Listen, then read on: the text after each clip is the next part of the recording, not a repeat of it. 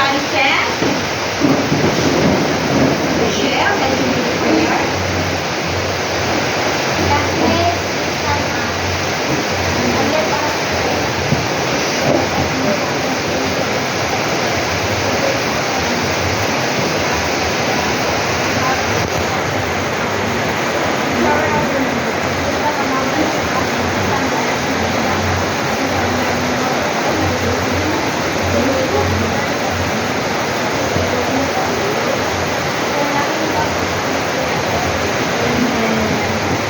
Before you take your seat, kindly pick a piece of paper and, of course, arrange your chair properly. Come on.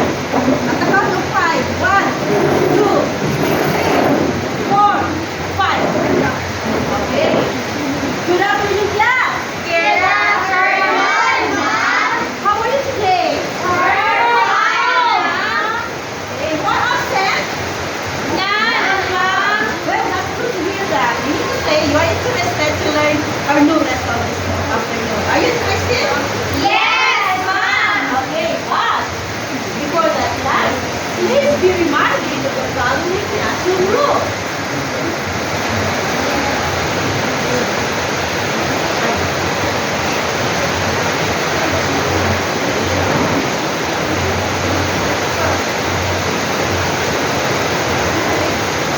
Please be seated. Lesson attendance based without discussion. Avoid chatting with your seatmates while the class is in progress. Participate in all class activities. Are all that rules clear to all of you? Yes, ma'am. Now, class, I have here a long term of what we have discussed last meeting. So, please remove.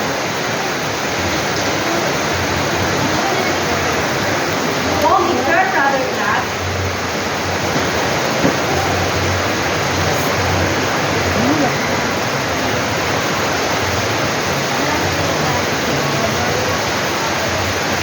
Now, I will read it first, and then after my reading, you are going to read it the second time, okay? Yes, ma'am. Please listen carefully. After this, I will ask you some questions. Not yet, without not yet. The glory hour will come. Out of the silent gleaming from the 7,000 volt silence, we shall emerge saving. We, our Filipinos, and no longer be ashamed. Let not be peace, the dream is not yet falling hard. Harder wood, but harder than law.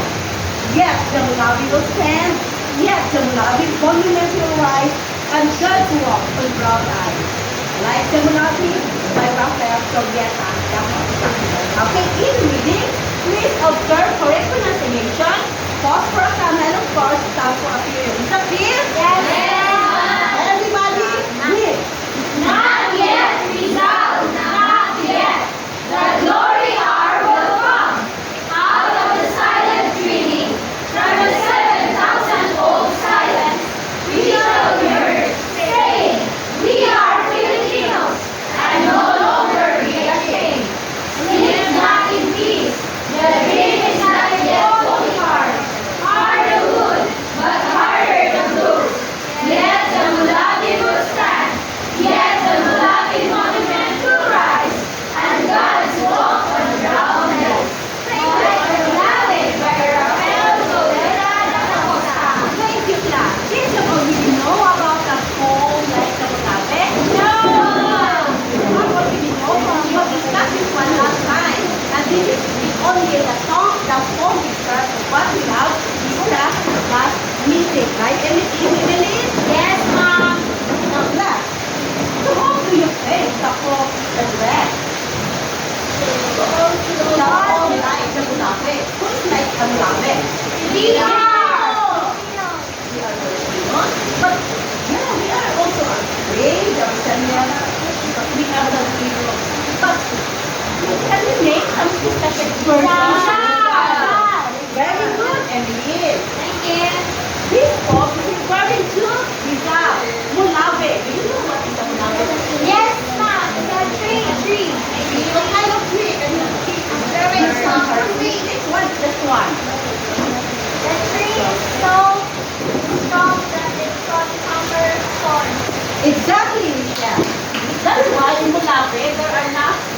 oh, he's there before and he told us another thing.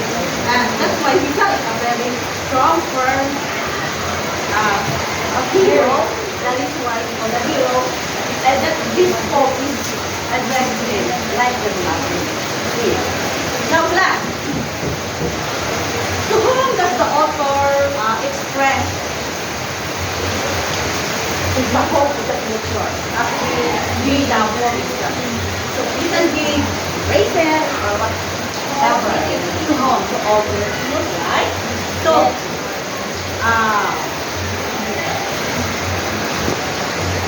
to all Filipinos, you are correct. What else? Can you give some phrases?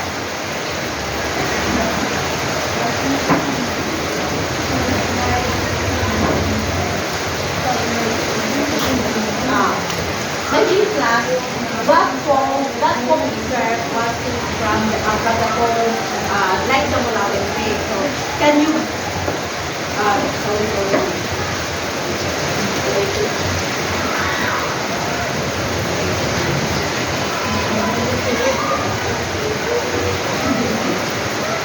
Laban ma'am. Sino?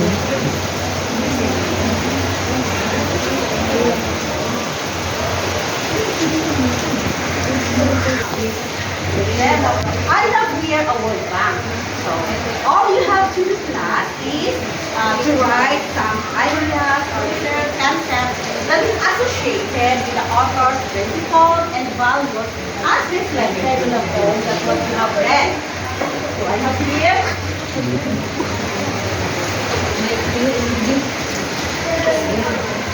Ito, magpilit na po.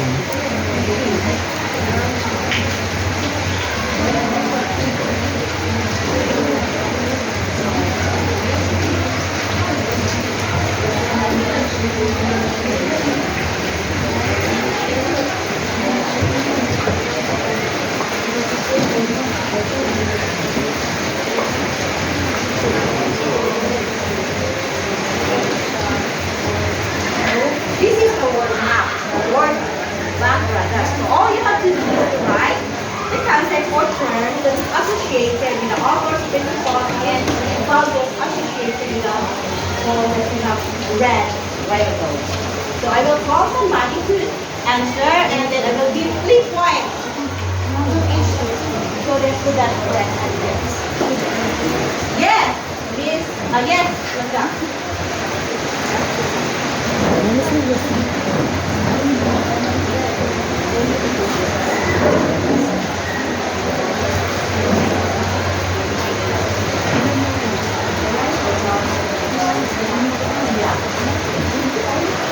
Another please, another hand. Yes, Ken.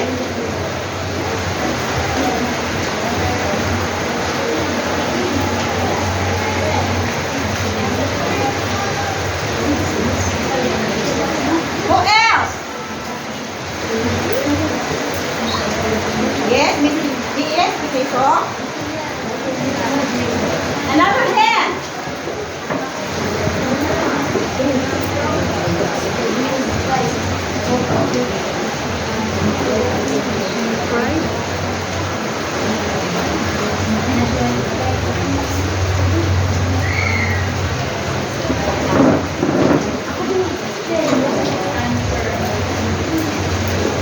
Take note of the words, concept, and terms that have.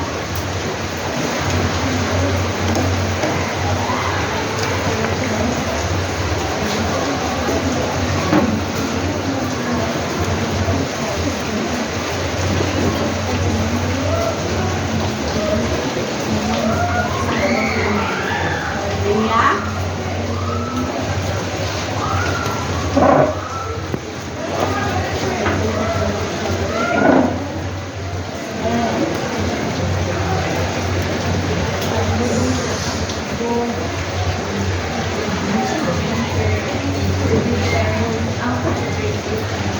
Okay, thank you so much, girls. Now, let's check if the answer is correct. Now, nationalism. In the poem itself, When you say nationalism, nationalism Yes. there. Yes, What do you mean by nationalism? By the way. Love for country.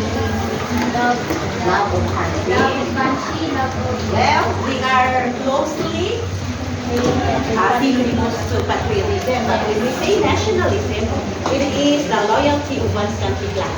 Yes. Remember that one? And the dream. Do they have a dream? Yes. What about bold and courage? Determination given. Yes. What about national pride? Being Filipino. Yes, exactly.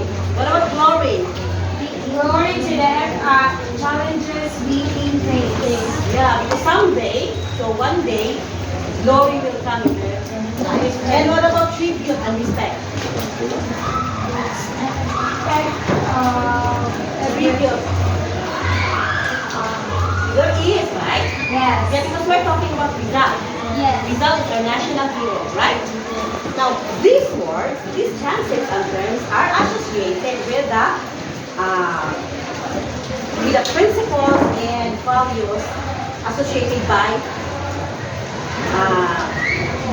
Rafael de Costa in his poem Land of the Mulan. Okay. Sila nga po yan. Now, class, I have here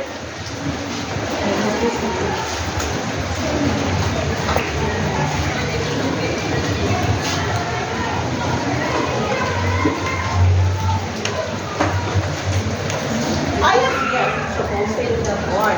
Can you name some events or occasions related to this? Birthday. Birthday. Also day. Death. Also day. You see Candle. great there. It's a candle. Yes. Great. And this is incense class. Great incense. Yeah. So incense and candles represent what? So, Also stay. Do we use incense? We also stay. for Back to our poem sir. So what is it all about? Oh, events or occasions. So go at the back. Have an idea. tribute about This our one. national That- tribute about the heroes. Perfect. Yeah. This picture has something to do with the occasion. Now class, remember that incense and candles are left to those Filipino people who are worthy of being praised, and we are going to celebrate on their day where they give their lives or they give their support to our country. By the way, what did we celebrate last August 26? National Heroes Day. Raise your hand. Yes? National Heroes Day. Correct. Last August 26, we are celebrating National Heroes Day to commemorate the heroes who were going there Fight for freedom. fight for freedom to our Independence. for our independence. And this remember class that during this time, Dr. Jorge Rizal was our national hero and he is fighting for reform for our country, for our independence and freedom for their to progress. And this will happen during what time? During Spanish Colonization. where we were colonized by the Spaniards. Yes. Now class, can you name some personalities who will become our that we will consider a modern day hero nowadays? Teacher. Correct. Teachers. Our Teachers are parents. modern day heroes. Why? Why, Emily? Because our teachers big impact to our lives as students, and they actually given their time, patience, and everything to put in their best in their field. Very well said. What else? What about during pandemic class? Doctor! Join the nurse! Listen. Frontliners. Nurse. because they sacrifice their life to save people or to save life, especially also the soldiers, the nurse, the doctor. Save on me. Yes, correct, Raisa. So those are our modern day heroes who sacrifice themselves for our country. Okay? Now, how one can express his love to our country? How one can express? Girl, if you said that you are a teacher, so you express your love to? Yes, Michelle. One person can show respect to the national, to our nation is through paying respect whenever the national anthem is being played. Yes, that's it. Plus, you know that during celebration season, we're just putting our hands here. It's a sign of patriotism. No, it's a sign of patriotism. Because just remember, we are modern country. We're not suffering from anything. But our national, our heroes before they now. Okay, I have here.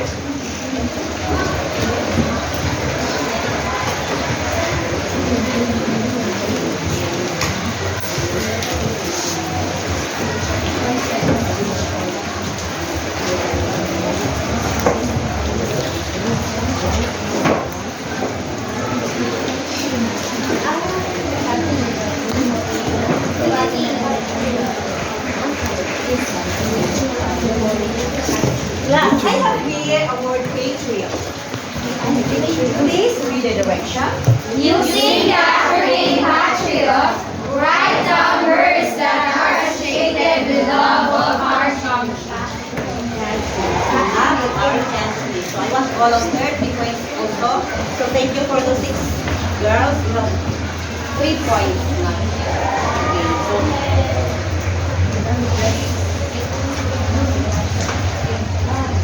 I will call. Anyone, please raise your hands. Yes.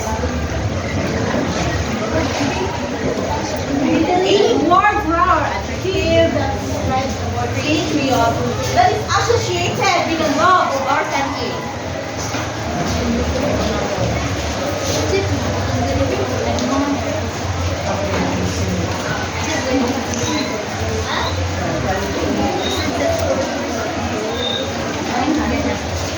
Who else?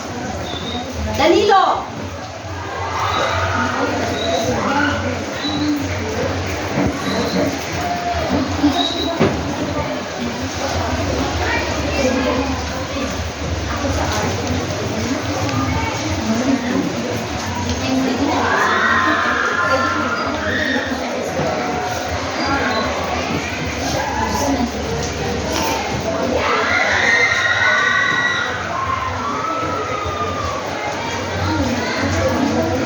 Another? Yes.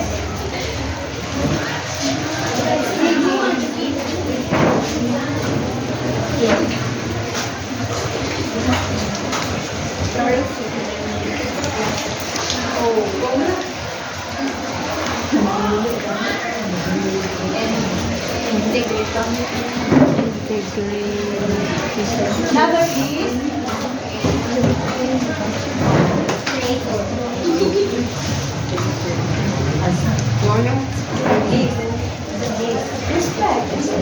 last one.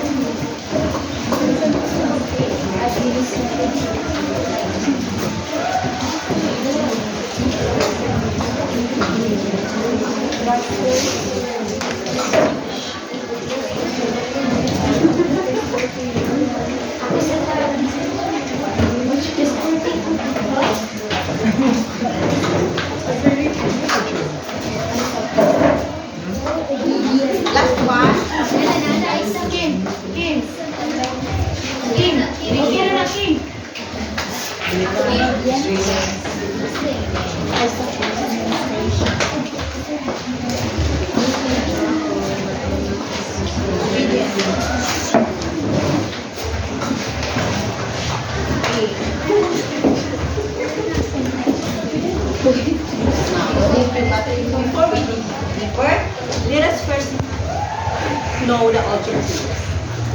Please read. Distinguish the elements. No.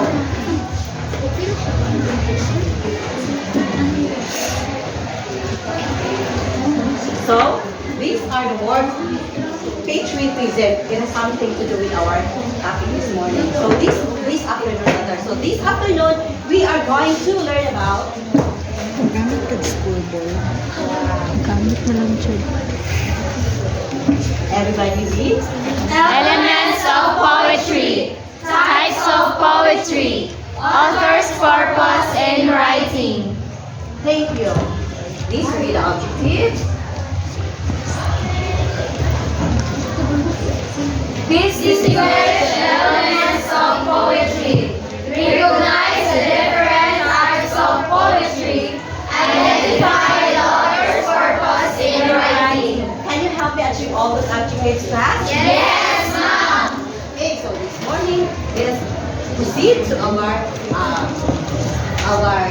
topic, another activity. It's a acronym. It's an acronym. Now let us going to check if your answer is correct. So, what is this? Pride. This what? Admiration. Treasure. Respect. Integrity. Obedience. Teamwork. Now, when we hear the word patriot, what does it mean? Patriot. Person that loves the country. Yes, exactly, Michelle. The person who loves one's country is a patriot. Are you a patriot? Yes. Are you sure? Yes, ma'am. What books are you reading? Are you reading folklore of our country or The work books of Rizal. Yes. El Calabus hopefully? Are you not reading what something like that? Bad, ma'am. Bad? But it's all about the Philippines. Yes, ma'am. Yes. It's not all about Korea. Now class, these are the words written by your classmates about the term associated with the love of country. What about pride? Do we have pride in our country? Yes. Yes. Are you proud of being a Filipino? Yes, ma'am. What about admiration? Yeah, we admire the works. Yeah, the works of the tradition of Filipinos, ma'am. Okay. Our culture. Okay. What about treasure, Miss? You're talking there. Do you think treasure is one of the words associated with love of country? Yes, because Yes. Yes. What about respect? Yes. Very true. Are you sure? Yes. So you respect your teacher while having their class? Yes. Good. What about integrity class? Yes. Are you sure? Yes. What about obedient? Are you obedient? Yes. Are you obedient to your parents? Yes. That's why we are here in school. You're not murmuring when your mother murmurs about something. Ma'am, sometimes, ma'am. But you're obedient. Yes, ma'am. What about teamwork? Yes. Yes, ma'am. You're bayanihan, right? Yeah. These are the words associated with the love of our country. We are patriots. Okay. Now class.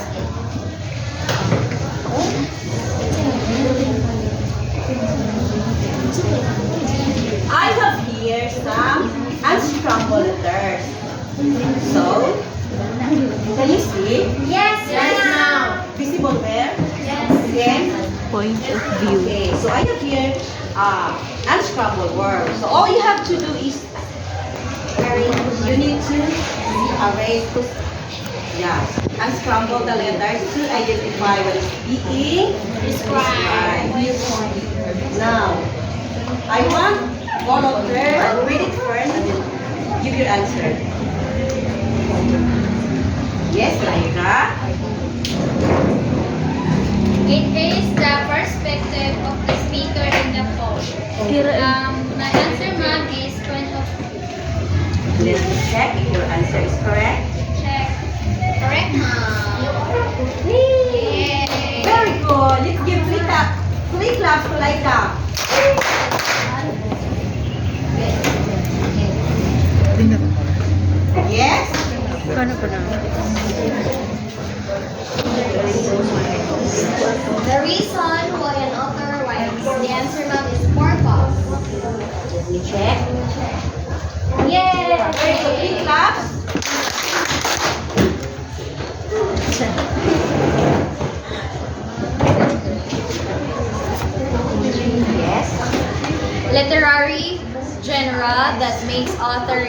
themselves and their feelings and ideas, usually through rhyme and rhythm. My answer, Mommy, is poetry. Yes.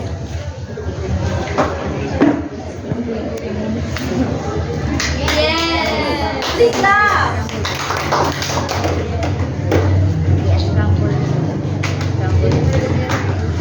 Evelyn. The manner how something is said or performed. Delivery, ma'am. Check. Yay! Please clap. This one.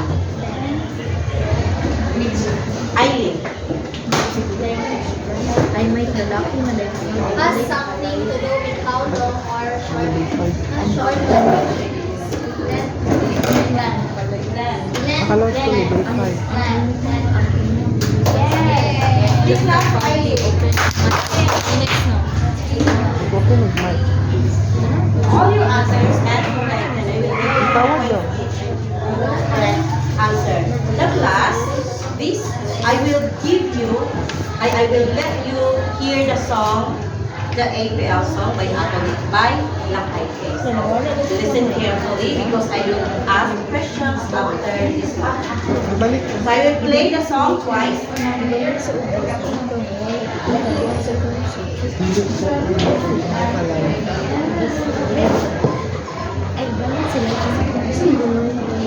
Please be quiet so that you can hear the song. Lai.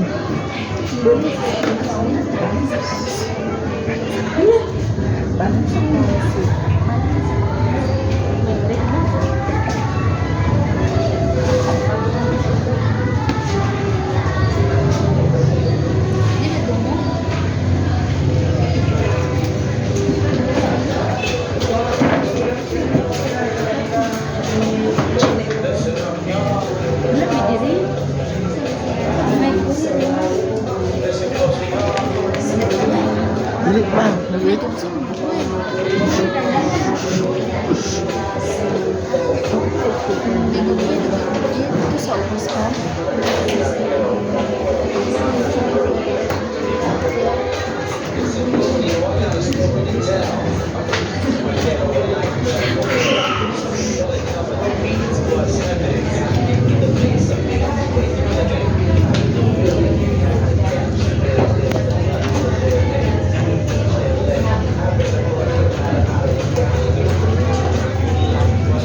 Sa Manila.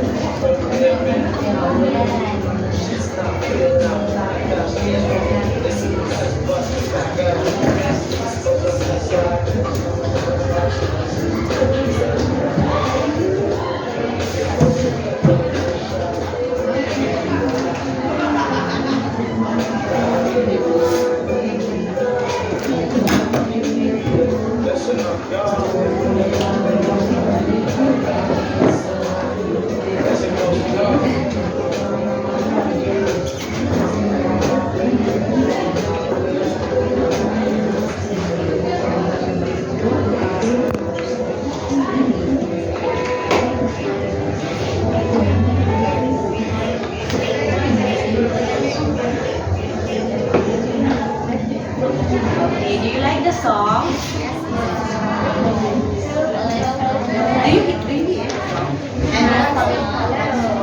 but we have a copy also. And that song is the APL song by Black Eyed Peas.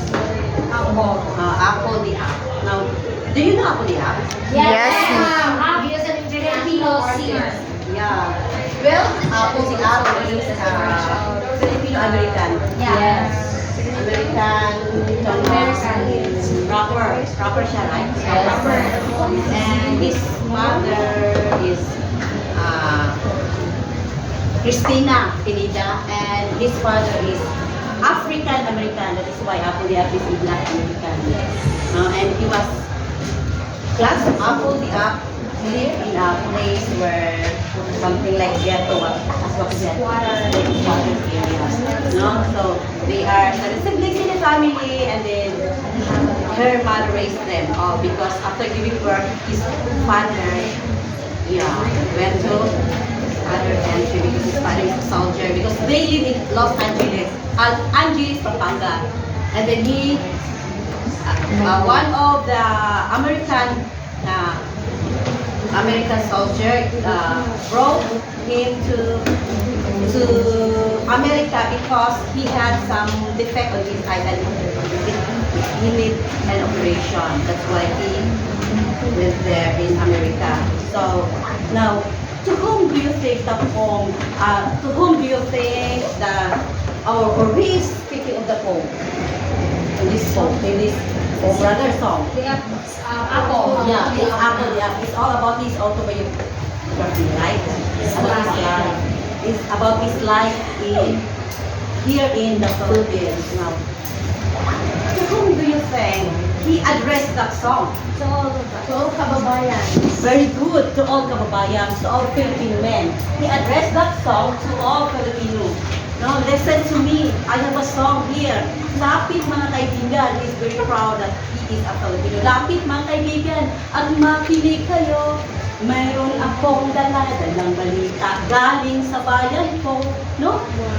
In other countries, come to me. So I have a song. I have a news to tell you all, that this is the Philippines, right? Now, the word ghetto there is something like a squatter, if we're going in the Philippines. No, this is the dark part of a country where we can poverty is very evident, right? And they live there together with his family. And then when he was transferred to other nation or city in LA, there he met William, one of also the members of Black Eyed Peas, and then that's the time that he wished that he can send money to his family, and that will become realized because this one they have this group and then they make this song, and then Apple the App produced this song, the APL song. Now, these materials could be finished only in one setting class, do you think? Why upon reading that one, upon singing that one? No. We are Filipinos. You know already the song. So if you're going to internalize the song, you think you can visualize everything like that? Some of it. No, that's why we need to understand. So we need to know the Philippines, right? We need to know what are those things happening in our country. But he is very proud of being a Filipino. Even in that place, in that ghetto place, in that squatter place, they live there and then they get food. So but there is helping. They saw the culture of being a Filipino, where they are helping one another and there are problems arise in their lives, so they are helping one another. They have this so-called unity, bayanihan class. And in that song class, does it prioritize expressing emotions or telling a story? Both. Both? Yes. Express by Yes. upon reading and singing along with that song you play teacher is about telling the story of the author, of the singer. And is he expressing also his emotions? of these lines in his song. Yes, both, no, both. He expresses emotions, feelings that inspire all Filipino people. That no matter what happened, even if he lived in that place, but still he have a dream to reach, then it's an inspiration now song to all Filipinos, no? Whatever happens, we need to pursue our dreams, we need to be brave, we need to face all the challenges in life, because that's part of our success. Now, class, I have here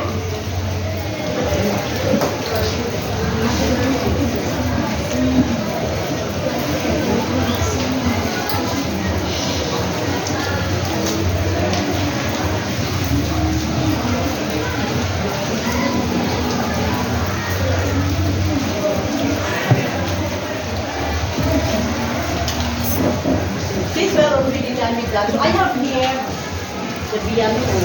This is graphic organism. So please read the direction. Write what element of poetry it belongs. So you are going to write what element of poetry it belongs here. So I want 1, 2, 3, 4 volunteers. Yes, Eileen. Another hand.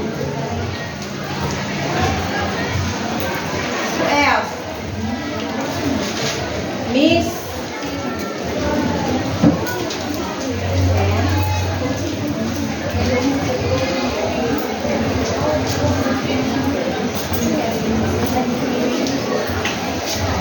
Amam, next.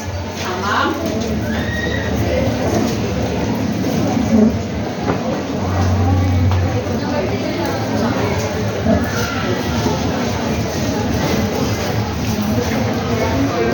Then followed by number 3, number 4.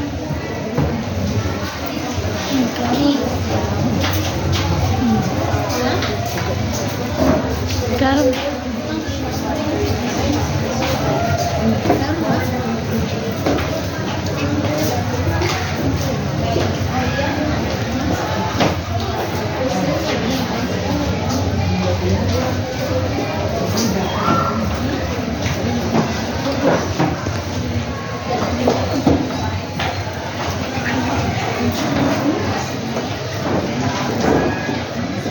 Thank you, girls. Now, let's check if their answer is correct. Who is the one speaking? The singer or the writer of the song. And what is the part of the element of poetry? Point of view. Next. Could the matter be finished in one reading? Yes. Next. How was it delivered? It was sung. Yeah, it is delivered through song, and then Does it prioritize expressing emotions or telling a story? Yes.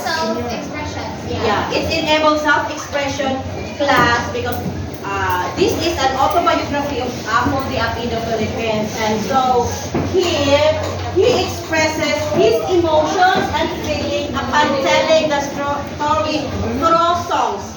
So it's all about what happened to his life, but he is expressing how does it feel.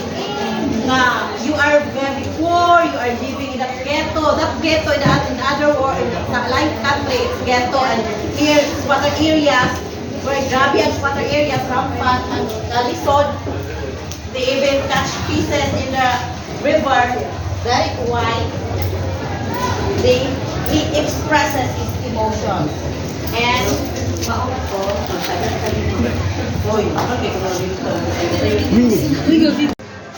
and that's all for today, class. Do you have questions, clarifications regarding our lesson for this afternoon? None, Mom! Thank you. Goodbye, class. Good.